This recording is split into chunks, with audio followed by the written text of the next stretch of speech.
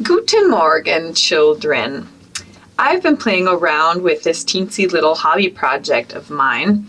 As you can see, I can only come up with completely useless material ideas.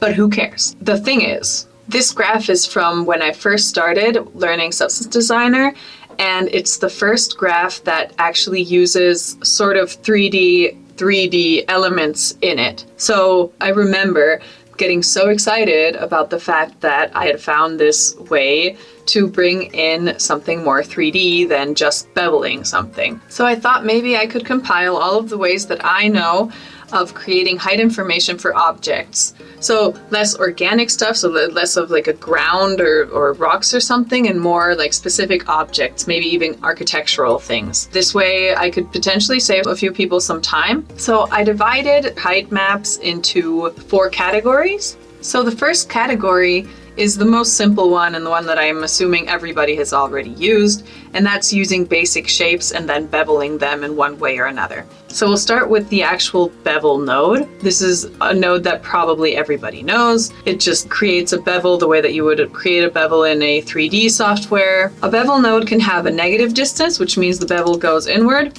or a positive distance, which means the bevel goes outwards from the silhouette that you're feeding it. Other than that, the bevel looks pretty much the same. So you could technically just scale this square to create the same effect, but if you change the corner type to round, when you bevel outwards, you end up getting a rounded cornered square instead of the angular square. So basically you're changing the silhouette that way. So that's something to keep in mind. Outside of the bevel node, we also have the distance node. This pretty much gives you the same effect as a bevel outward with round corners. So in this case, it doesn't really make a difference. If I were to put this here, you see it's pretty much the same thing. But there are situations where a distance node would be better. So just keep in mind that you might want to try out different techniques before settling, because sometimes one technique is much more fitting for the situation. The fourth way to create a bevel, and this is a little bit different, it's not really a bevel, is to use non-uniform blur grayscale. In this case, I take the mask and I put it in both inputs, both in the input and blur map, and it gives you not really a bevel, it just kind of gives a shape some depth in a more blurred type of way. This is super helpful. There's so many situations where I've used this instead of a bevel because I needed something more organic. So remember that one. If at some point a bevel isn't working for you, try one of these alternatives. Now, just to kind of illustrate these 4, we'll just try some different shapes.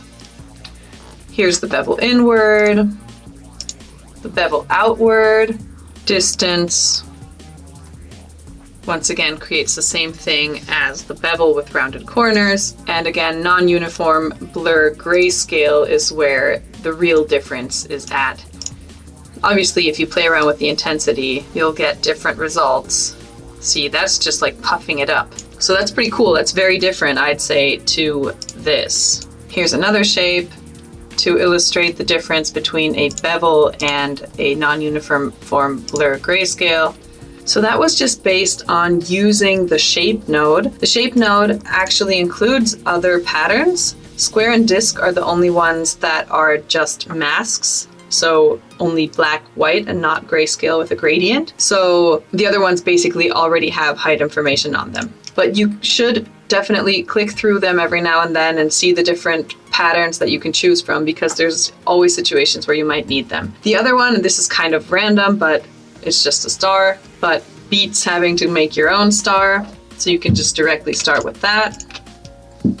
And the star is actually a great one to look at as well, because it's really good at illustrating the difference between the bevel and non-uniform blur grayscale. So you see it basically looks like it's puffing it up instead of beveling it. And there's definitely moments where you really need that. The other place where you can start is polygon 1. And this allows you to define how many sides your polygon has. So you start with a triangle and you work your way up to basically a circle. And that's pretty cool.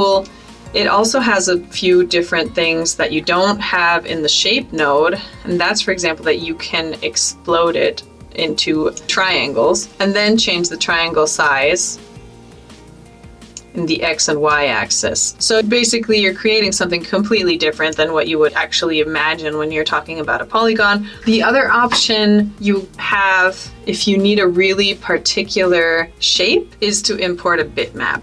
In this case, I brought in this super random thing I made in Photoshop, little snakey snake. And here, once again, you can see what it does. So those are all the ways that I can come up with to start off with basic shapes and then create height out of them. The second category are basically the in-house 3D height mappy elements or objects that are already in Substance Designer. So the first is Polygon 2. It's basically Polygon 1, but with a gradient, and it doesn't allow you to do the explosion thing that I showed you in Polygon 1. Instead, it allows tiling. You can change the sides in the same way as in the other one, but what's really cool is you can play around with the curve. So the sides end up inflating or deflating, sort of. And then you can also change the gradient, which basically allows you to create a bevel. That's the most simple one, but I always forget that it's there. The next one, and it's one that I consistently forget about, and also it took me a while to learn about it, is Cube 3D. Cube 3D gives you like a cube sort of in 3D space that you can rotate and scale and offset and create a normal map out of. You can scale it non-uniformly. So Cube 3D is really cool. It's a great starting point for a lot of graphs, and it's just a shape that isn't actually that easy to make on your own. So you can do a lot with this. So the next 3D node is the height extrude node. It's really cool. You can just take a mask and input it, and it's going to extrude it. What it's actually acting like it's doing, if you have ground on, you can see that it's basically extruding out of a ground plane. You have a bunch of things you can do. You can scale it, change how far up it extrudes, you can offset it, and you can have this ground plane or not. The last 3D node is the shape extrude node, and this one's very similar to height extrude, except for that it already comes with a couple of options for shapes. So you can use either a custom input, cylinder, or a cube, and then you have a bunch of settings that you can change. So the extrude height, so from the top down, extrude depth from the bottom up. Then you can change the X and Y scaling, the general scaling of it. You can change the bevel height and intensity, as well as the curve. So once again, outward or inward. Then you can either have the bevel on the top and on the bottom, if you say mirror bevel true, or leave the bottom without a bevel. Then you can also change the position. The third category is basically shape extrude advanced. So what we're doing here is using a shape extrude with extrude shape cylinder, but the profile type is going to be vertical gradient. And so you can input a gradient. This gives you a second input, and you can create things like this. So in this case, what I did was take a gradient linear, just tile it 4 times, and then I leveled it to how I wanted it. You could go in, you could just do all sorts of stuff with it.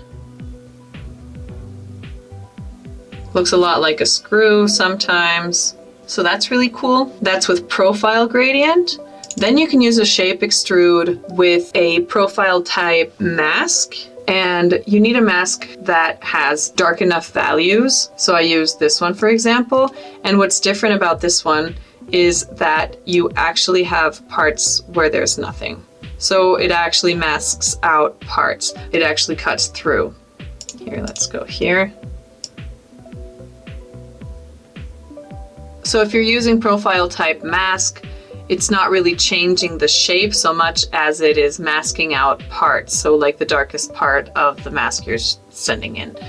You could put in a black and white mask in there. In this case, I didn't bother. So that's what happens if you use something uniform like a gradient, but you can also go a little bit further. So in this case, I took a curve node, for example, and manipulated the curve. You can do something really crazy if you want, something like that. And input that, and you get super interesting shapes.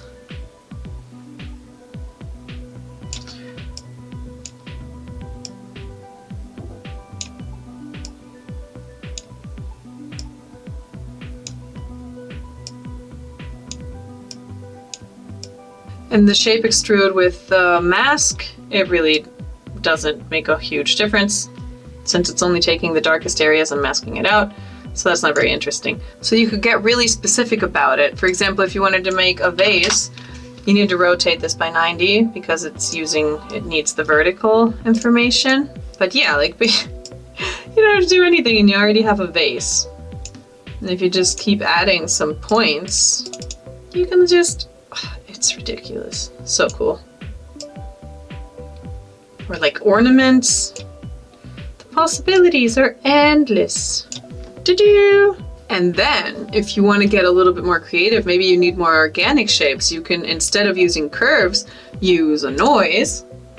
And then you can just change the random seed to get super interesting results where you don't even have to manipulate any little specific curves. Then, for example, clouds look ridiculous. Imagine just going through all of the noises. Ooh, so fun. So the next ones are a little bit just for fun. They are based on things that we already looked at, but they're just fun things I came up with while I was playing around. The first one is inputting Voronoi noise into a height extrude. I love it. And then I thought, well, this shape is so interesting. What if I put it into a shape mapper? And then I came up with the following. Like, what? What?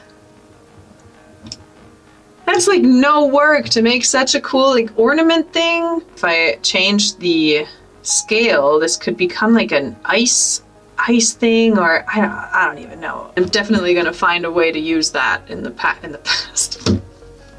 Yes, I'll use that in the past. So for the last little idea, I played around with radial blur.